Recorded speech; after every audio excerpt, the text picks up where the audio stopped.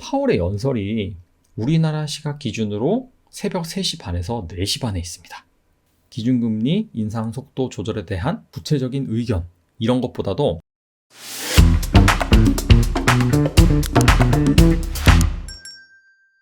지난주 금요일 미국 증시는 혼조세로 마감을 했습니다. 네이버 해외 증시 섹션에서 가져온 그래프인데 중간에 데이터가 안 들어왔나 봐요. 끊겨 있더라고요. 어쨌거나 종가는 맞으니까 이걸 참조하시면 되는데, 다우는 0.4% 올랐고요. 나스닥은 반대로 0.5% 하락 마감했습니다. S&P 500은 어차피 다우와 나스닥의 한 중간 정도니까 보합세로 마감을 했고요. 애플이 이 블랙 프라이데이에 아이폰 14 재고가 없어서 못 판다는 소식, 그 부분 때문에 2% 가까이 하락을 했습니다. 아시다시피 이게 너무 잘 팔려서 재고가 없는 것이 아니라 지금 폭스콘에서 생산이 안 되고 있죠. 이 중국의 제로 코로나 이슈 때문에. 그리고 마이크로소프트가 원래 액티비전 블리자드를 인수하기로 했는데, 이 부분이 공정위에서 승인을 안 해준다, 이런 얘기가 있었어요. 그래서 블리자드가 한 4% 넘게 하락을 하면서 전반적으로 약간 기술주에 안 좋은 영향을 미쳤고요. 반도체 주식 역시 좋지 못했습니다. 그런 영향으로 나스닥은 한 0.5% 정도 하락을 했다. 나머지 주식들 같은 경우에 전반적으로 소폭 상승세로 마감을 했습니다. 사실 CPI 발표 이후에 이렇다 할 빅 이벤트가 없었죠. 그래서 그 이후에 다소 증시가 좀 지루한 모습을 연출을 했었습니다. 그런데 이번 주는 다릅니다. 상승이냐 하락이냐, 이 증시의 방향성을 결정 지을 만한 빅 이벤트가 자리하고 있는데요. 특히나 지난 FOMC 때 지수를 나락으로 보내버린 바로 그분의 등장도 예고되어 있습니다. 과연 이번 주 증시는 어떻게 올라갈 것인지, 파월의 입에서는 과연 어떤 말이 나올지, 투자자가 꼭 알아야 되는 포인트는 무엇인지 짚어보겠습니다. 먼저 최근에 이 증시 분위기를 따뜻하게 만드는 여러 가지 요인이 있었죠. 그 중에 하나가 바로 산타 랠리입니다. 역사적으로 증시는 계절성을 보이는데 보통 한 10월 달부터 4월 달까지 좋단 말이에요. 좀 더 좁혀보면 11월부터 내년 한 1, 2월까지는 전반적으로 증시가 더 좋았습니다. 그 이유를 펀더멘탈적인 요인에서 찾아본다면 산타 랠리가 있죠. 산타 랠리가 그냥 연말이라서 오르는 것이 아니라 미국에서는 최대 소비 시즌이 자리하고 있습니다. 바로 이 추수감사절, 추가적으로 이 블랙 프라이데이로 이어지는 그러한 대규모 쇼핑 시즌이 자리하고 있죠. 그래서 이 쇼핑 시즌에서 상당히 소비가 견조할 것이다, 그런 기대감이 형성이 됐었는데 막상 뚜껑을 열어보니까 약간 좀 뜨뜻미지근했다, 예년만 못하다라는 평가가 나왔어요. 해당 기사를 읽어보면 예상보다 적은 수의 쇼핑객이 방문을 했다. 미국 소매협회에 따르면 역대 최다인 1억 6,630만 명이 쇼핑을 할 계획이었으나 상당수는 온라인 쇼핑몰을 선택한 것으로 알려졌다. 실제로 어도비에서 분석한 데이터에 따르면 온라인 쇼핑 매출액이 전년보다 2.9% 증가한 것으로 추정이 된다. 원래 같은 경우에는 예상치 2.5%인데 그걸 상회했다는 그런 의미이고, 세일즈포스가 추산한 추수감사절 온라인 쇼핑 매출은 전년보다 9% 늘었다. 한마디로 오프라인보다는 상당수의 그런 고객들이 온라인을 선택을 했다, 그런 얘기고요. 추가적으로 전미소매협회에 따르면은 11월과 12월 매출이 작년 같은 기간보다 6%에서 8% 정도 증가할 것으로 예상을 했습니다. 이건 온 오프라인 다 합쳐서 예상한 것입니다. 근데 이것도 작년에 13.5% 증가한 그 수치보다는 한 절반 정도 해당이 되고요. 중요한 건 이걸 봐야 됩니다. CPI가 가장 최근에 발표된 데이터가 7.7%가 나왔죠. 전년 동기 대비. 이걸 감안한다면은 사실 지난해 같은 기간보다 쇼핑 매출이 6%에서 8% 증가한 거는 사실상 인플레이션 요인이 100%다. 즉 인플레 때문에 가격이 올라서 그 가격만큼 증가를 한 것이지 실제 판매량 같은 경우에는 늘어난 거라고 볼 수가 없겠죠. 근데 작년 같은 경우에는 인플레가 지금처럼 심하지 않았죠. 즉 인플레를 감안하고서라도 한 6%에서 7% 정도 소비 증가가 있었는데 올해는 소비 증가가 이 인플레이션 효과를 감안하면 전혀 없었다. 그렇게 볼 수가 있는 것입니다. 아무튼 이런 이유 때문에 최근에 증시가 산타랠리 기대감이 막 있다가 생각보다 올라가지 못하고 있는 것이 아닌지, 그렇게 해석해 볼 수가 있겠죠.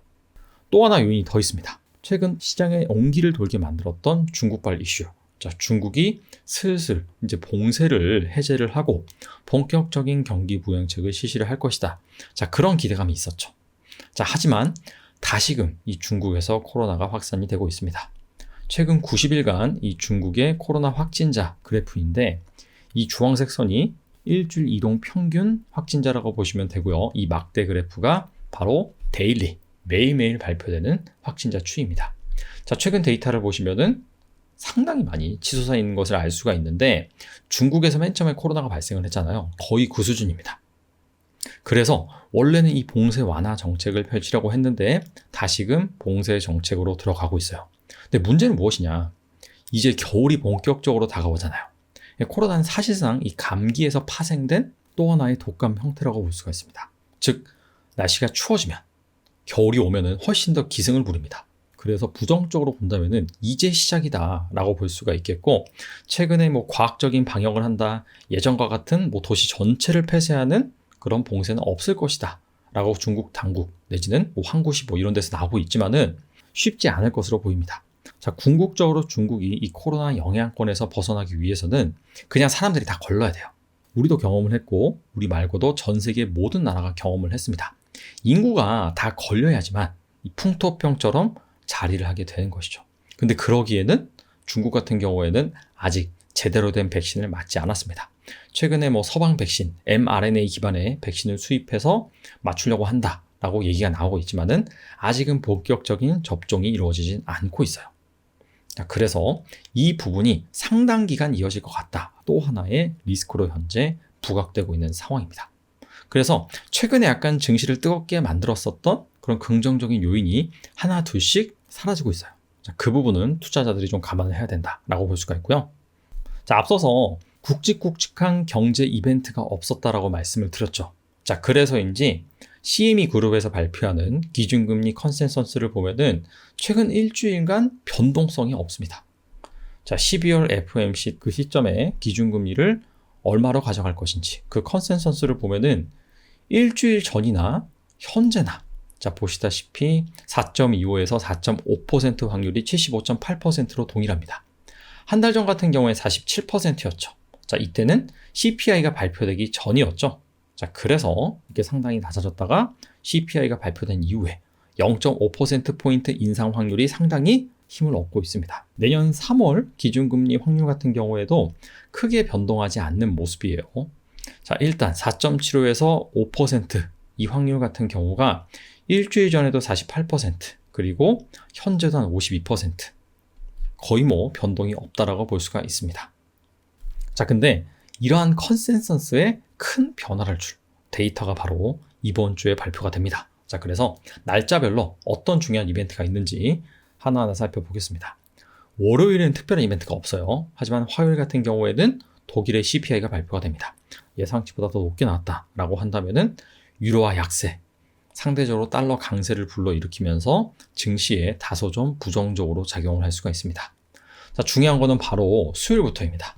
자, 참고로 수요일 밤 이렇게 기재를 해놨는데 우리나라 시각 기준으로 발표되는 글로벌 매크로 이슈라고 보시면 돼요.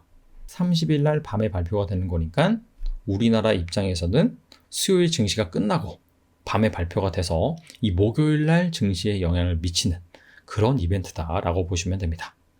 미국의 컨퍼런스 보드 소비자 신뢰 지수가 먼저 발표가 됩니다. 이게 지금 100에서 간당간당 하거든요.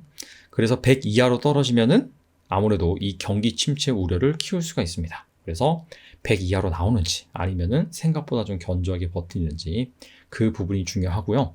자, 두 번째 발표되는 것이 미국의 ADP 비농업 고용입니다. 전미 고용 보고서라고 볼 수 있고 약 40만 개 미국 사업체 고객의 임금 데이터를 근거로 비농업 민간 고용의 월 변화를 나타내는 그런 데이터입니다. 자, 쉽게 말하면은 민간에서 발표되는 고용 관련 데이터다. 근데 비농업이니까 농업 같은 경우에는 사실 경기가 좋고 안 좋고 그냥 꾸준하게 계속해서 생산을 할 수밖에 없는 그런 일자이기 때문에 경기에 민감한 서비스업, 제조, 자, 그쪽 고용 데이터를 발표를 하는 것입니다. 근데 이게 상당히 중요한 게 이틀 후에 발표되는 미국의 고용 보고서, 이거는 정부에서 내놓는 것이고 ADP 비농업 고용 지수 같은 경우에는 민간에서 발표가 되는 거란 말이죠. 즉 이틀 뒤에 발표되는 고용 보고서의 예고평가 같다라고 보시면 됩니다. 그래서 여기에서 고용이 어떻게 나오느냐에 따라서 미국 고용 보고서 역시 이 비슷한 흐름으로 나올 수 있다. 연준이 이 기준금리를 결정함에 있어서 고려한 요소는 크게 두 가지죠. 첫 번째가 바로 물가지수, 두 번째가 바로 고용입니다. 물가는 낮게 나오는 것이 중요하고요. 고용 같은 경우에는 안 좋게 나오는 것이 중요합니다.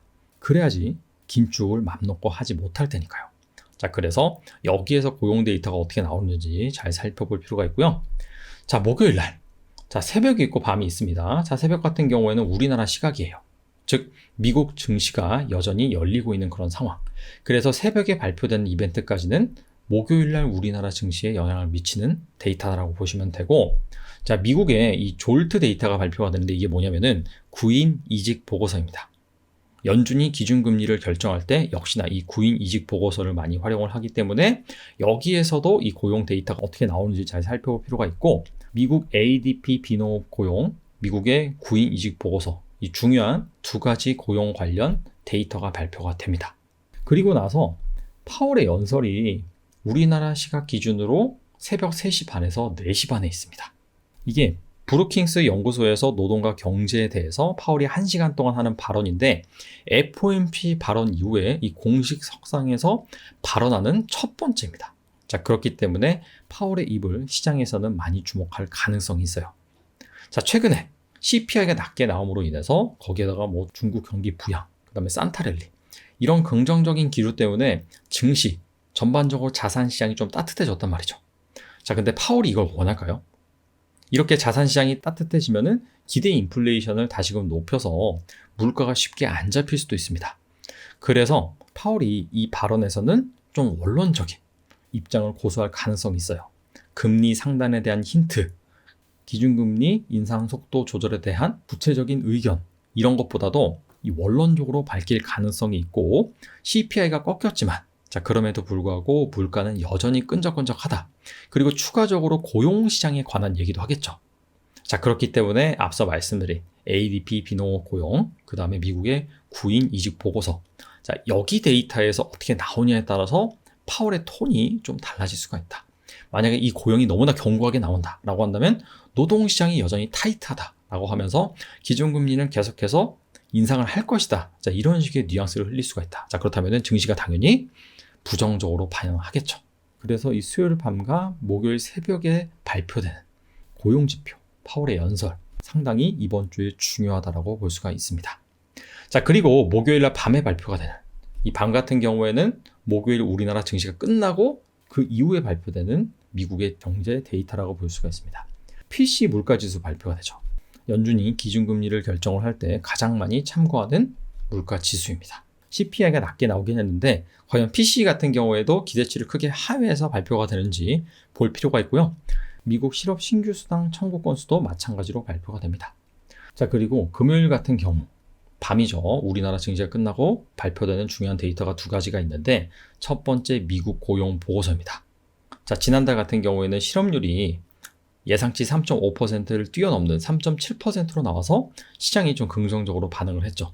그래서 그러한 흐름이 이어지는지 잘 살펴볼 필요가 있고, 아무래도 이 미국 고용 보고서에서 데이터가 어떻게 나오느냐, 즉 실업률이 어떻게 나오느냐, 여기에 따라서 12월 13일, 14일 날 열리는 FOMC에도 영향을 줄 것으로 보입니다.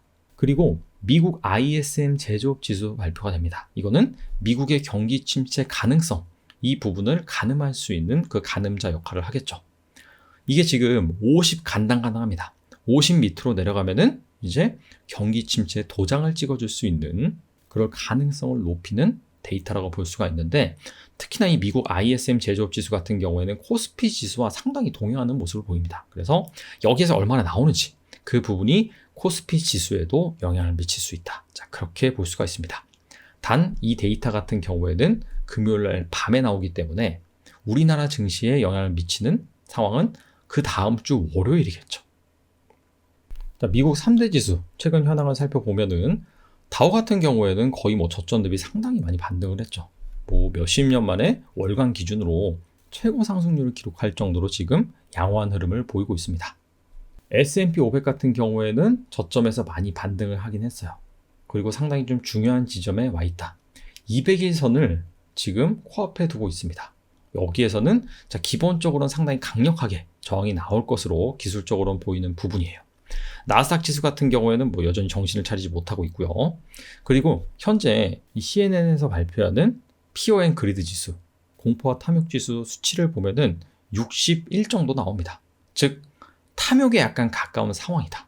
근데 기술적으로 봤을 때 S&P 500이 지금 200일 선을 코앞에 두고 있고, 앞서서 말씀드린 이 펀드멘탈적인 요소를 본다라고 한다면 이번 주에 중요한 이벤트, 고용지표, 물가, 그 다음에 경기 침체를 가늠할 수 있는 그런 데이터가 발표가 되는 가운데 파월 의장의 연설도 있죠.